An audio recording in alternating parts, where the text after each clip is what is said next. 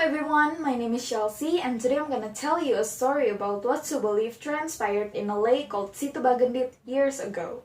This legend began with the richest person in the village, a widow called Nyai Bagendit. Without any further ado, here is the legend of Situ Bagendit.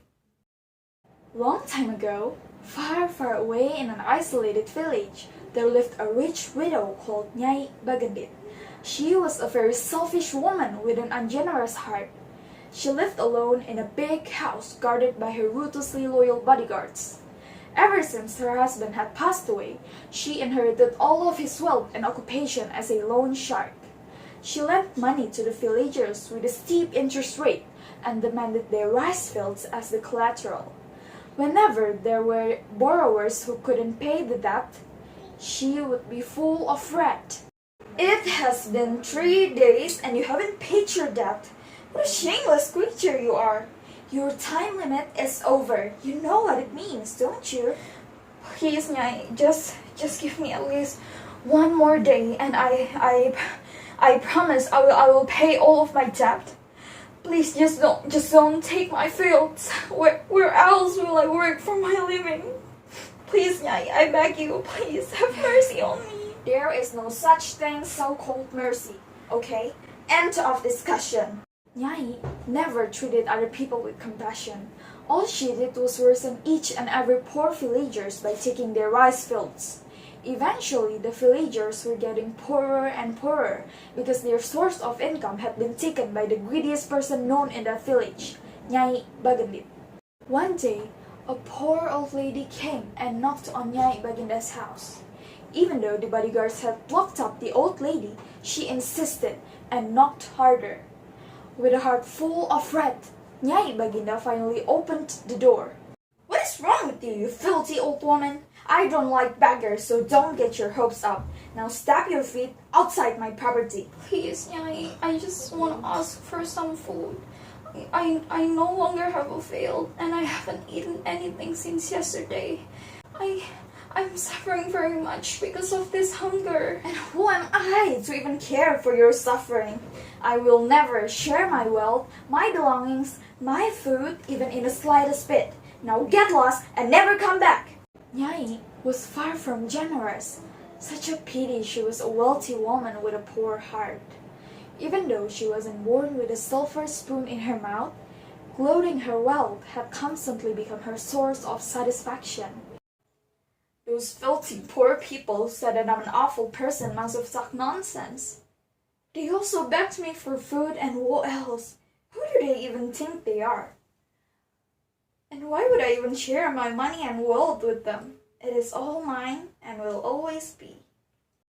Even though the villagers knew Nyai was a miserly person, they kept coming to her front fence for the water in the well.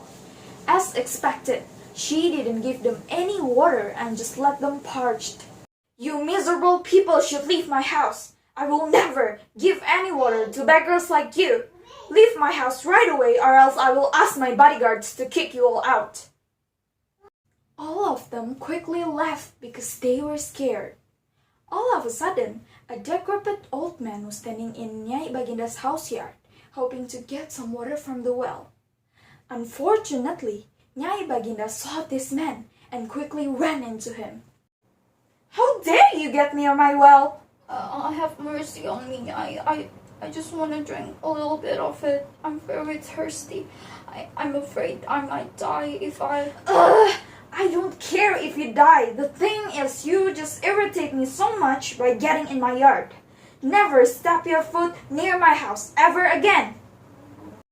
Nyai told her bodyguards to kick the poor old man outside the house. But suddenly... You have gone too far, Nyai.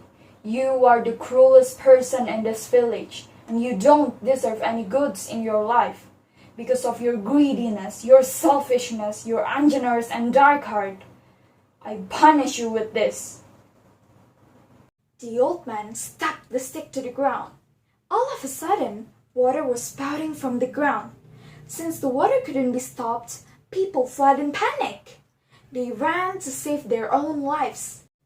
True to herself, the first thing Nyai Bagendit did was to save her precious wealth. She was so busy collecting them all one by one, and she didn't realize that the water had gradually submerged her house. She kept screaming for help, but nobody was there to help her. Everybody had left the village and took refuge at the higher land. In the end, Nyai Bagendit drowned, hugging her precious belongings. The water kept going up until the whole village was submerged.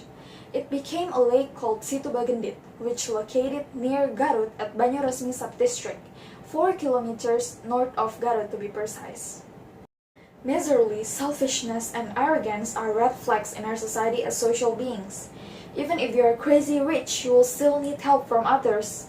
So the moral value that we can get from the story are, it is a must for each and every of us to help others who are in need. And we also have to treat other people with dignity and respect. One more thing, we shouldn't gloat or brag about something we have that others don't. What I'm trying to say is, we shouldn't be arrogant, because who likes arrogant people anyway? So that is all about the legend of Situ Bagendit. I'm Chelsea Chuang, and thank you very much.